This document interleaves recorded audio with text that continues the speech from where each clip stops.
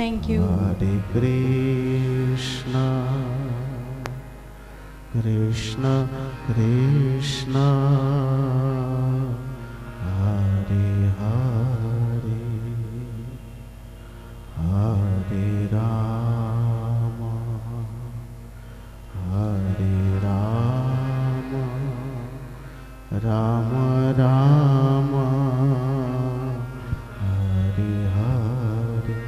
विश्व विजय श्री भगवान की जय। संघ गुरु माता की जय। इंटरनेशनल वेदांत सोसाइटी की जय। नमः पार्वती पतये हर हर महादेव, हर हर महादेव, हर हर Mahadev.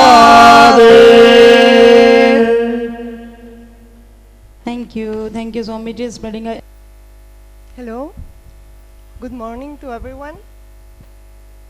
First of all, I want to salute to the lotus feet of my Master Bhagwan and his colleague consort, Guru Ma, because without his grace, nothing of this could happen.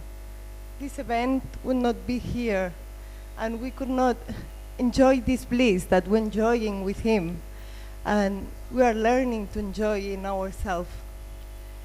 This grace of the Guru, this grace of Brahman, is the best present of International Vedanta Society.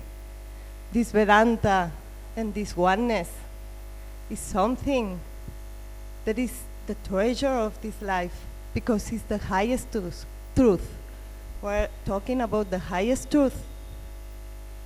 And that is why in this event we will talk about Upanishads during all the mornings, because as Swami Shankarananda say, this is where International Vedanta stands. This is the secret of International Vedanta Society. And we have to understand, we have to comprehend, we have to realize more and more, because it's the highest truth of this world.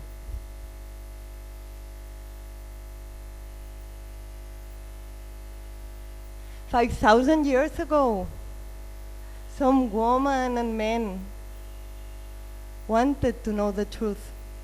It happened here in India, in this holy country. And these men and women, now we call them rishis. They were the rishis of the Upanishads. And they questioned themselves about the truth, because they were looking at the wall, and what they only can see is that everything was changing. Everything that was born had to die, and everything that was created had to be destroyed. So they start to think and see that it was the only truth, this changing motion. It was the only truth. And they could be happy and joyful and be in peace just with this changing process. They could be in peace knowing that they were going to die. They could be in peace knowing that everything was changing and they didn't know what will happen. So they started to think, hey, is there any highest truth? Is something that I can know always, in every moment, that is always going to be there? It's something that is not changing, it's something that is not going to die or not going to be destroyed. Because as Vedanta is practical, what wanted the rishis is to be in peace. Just be in peace. It's not about the truth, it's also about peace. I want to be okay, I want to live my life okay. Vedanta is very practical, and that is what we have to understand. How to be in peace. How can I be in peace? Just taking to the things that are changing. Husband, wife, sons, everything is going to die. Everything is changing all the time. How I can be in peace?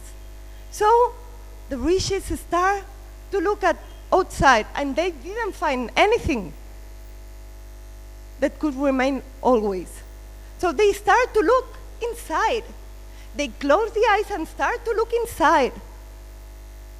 And they analyze in such a way the mechanism of the mind, the process of the inner vibrations, the feelings. And they try to go so deep, so deep, so deep, trying to find the truth, the highest truth, that thing that was not going to change ever. And the longing was so hard, was so strong, that they found what they were searching. And you know what they find? They found something that they could not describe with words. They found something so beautiful that was the nature of joy, of bliss, of consciousness.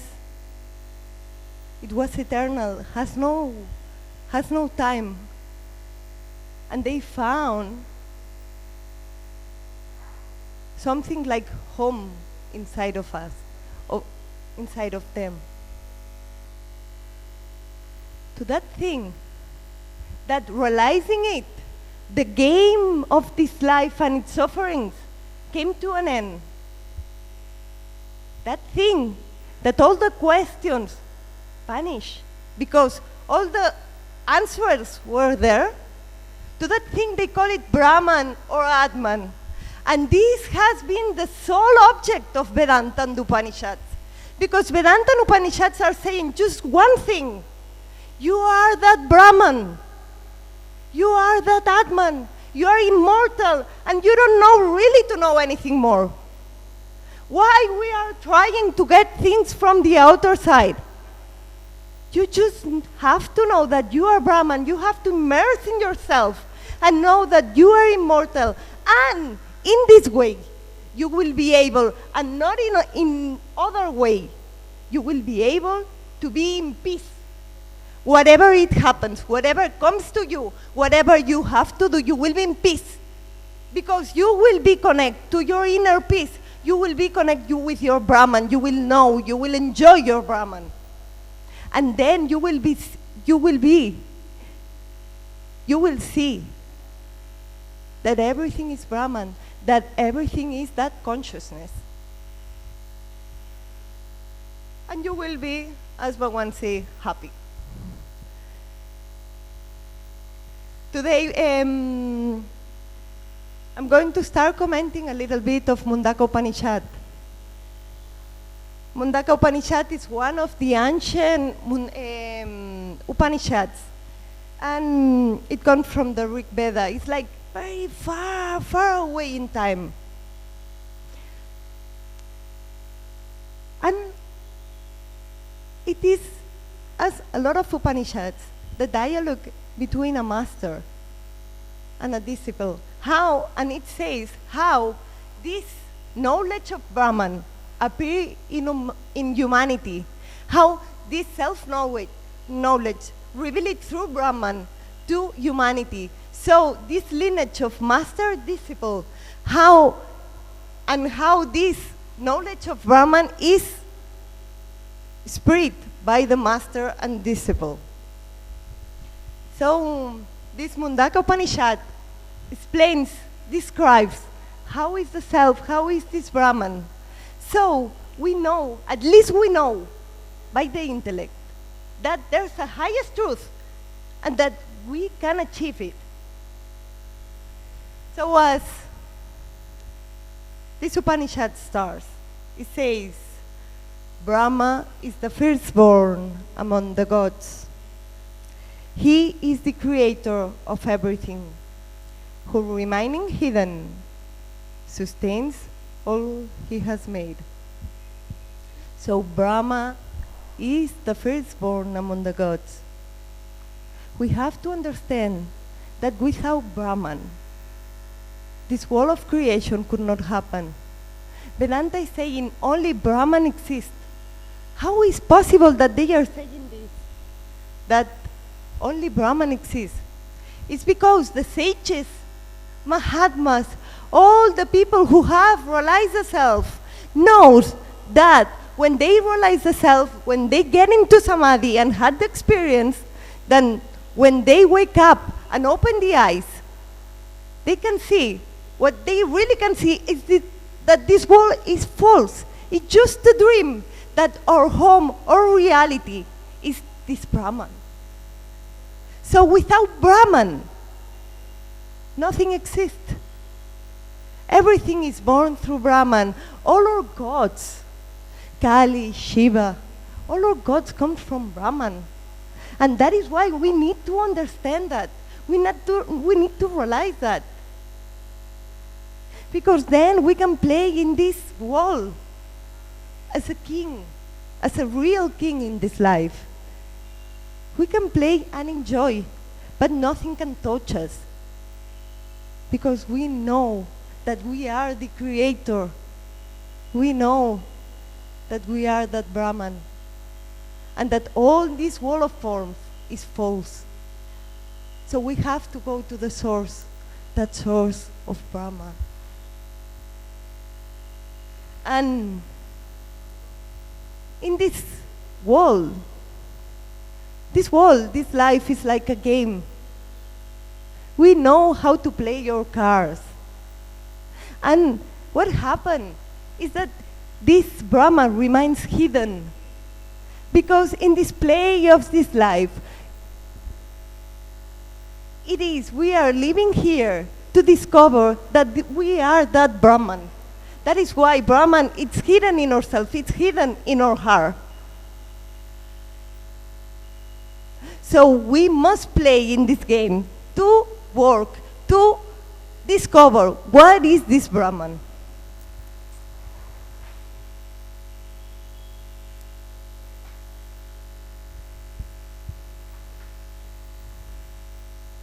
So with this, I will finish my speech about this knowledge of the self, about this Upanishad, and how Bhagavan is saying that it is all right to know about this truth. At least we must know that this is possible, that we can achieve this. And the truth is that this is the only way to be in peace in this life. This is the only way to be able to be joyful in this life. Thank you.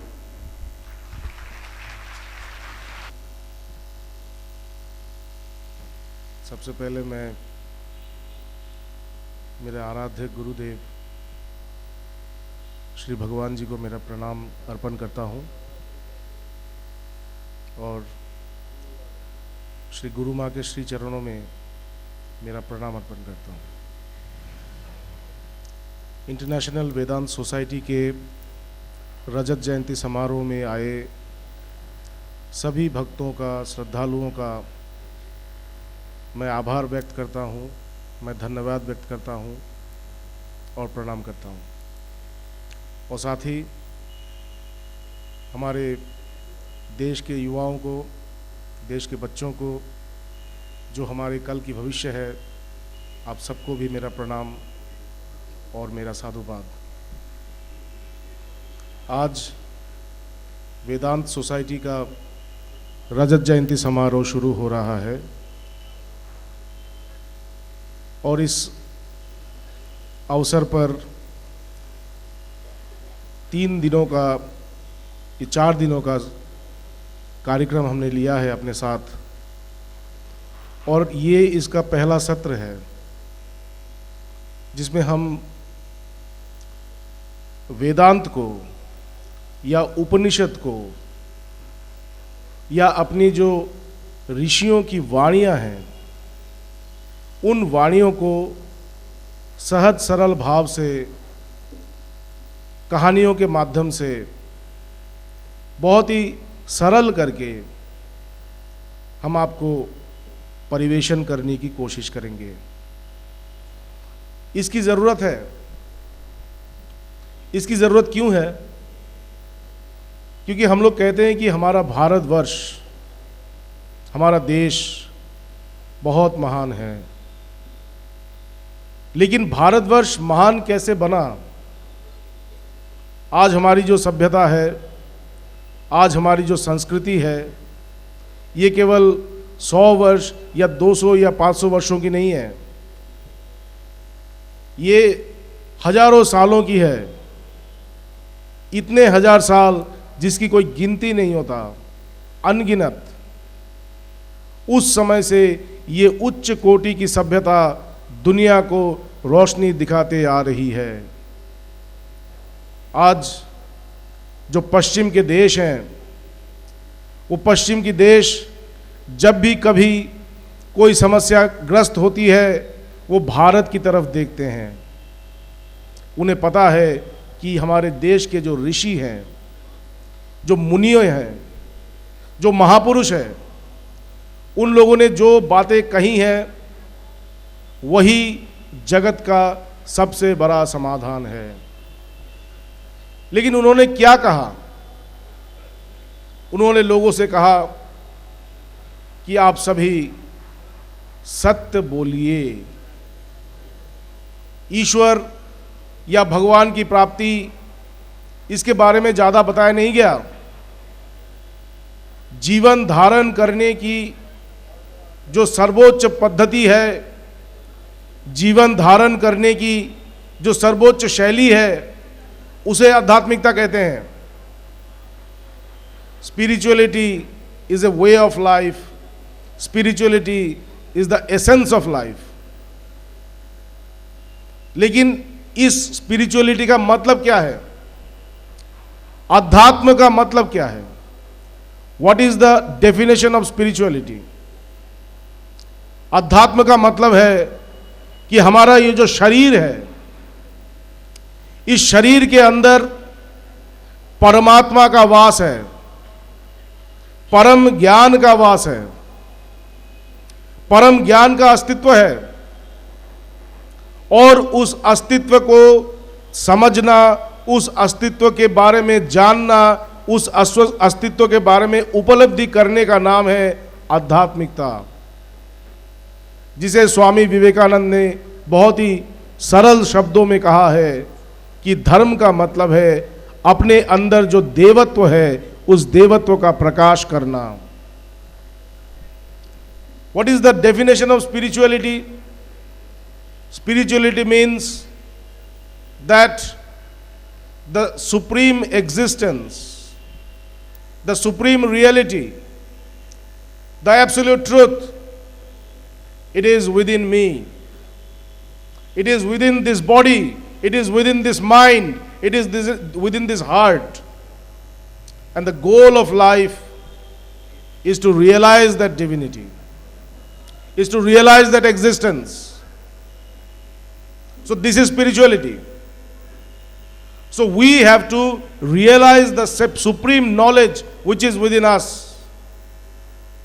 हमें अपने अंदर जो सर्वोत्तम ज्ञान है, उस ज्ञान के बारे में जानना होगा। क्यों? क्योंकि उस ज्ञान को जानने से हमारा जीवन बहुत सरल हो जाता है। आज जो हम लोग कहते हैं कि मनुष्यत्व का विकास हुआ है, मनुष्य सभ्यता का विकास हुआ है, ये क्यों?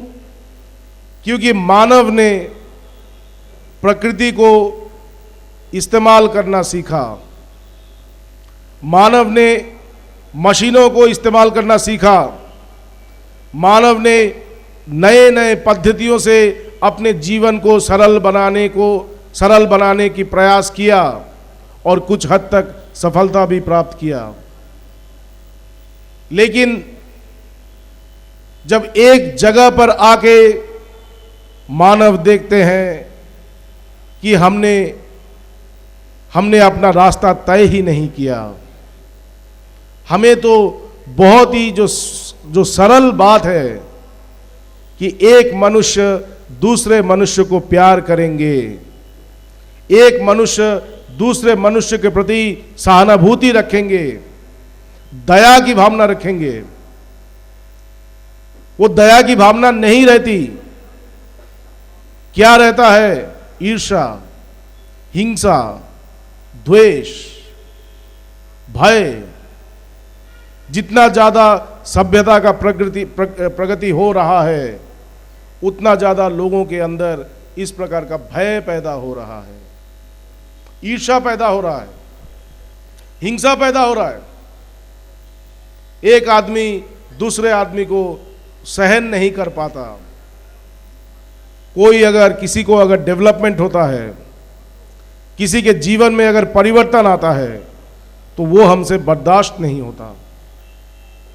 लेकिन हम चांद तक पहुंच गए, हम मंगल ग्रह तक पहुंच गए, और इतना ही नहीं, अभी जो रिपोर्ट्स आते हैं उन रिपोर्ट्स के बारे में जब हम पढ़ते हैं तब हमको ऐसा लगता है कि कुछ एस्ट्रोनॉट्स ऐसे हैं जो मंगल ग्रह में कह रहे हैं कि सालों से रहकर वापस आए हैं।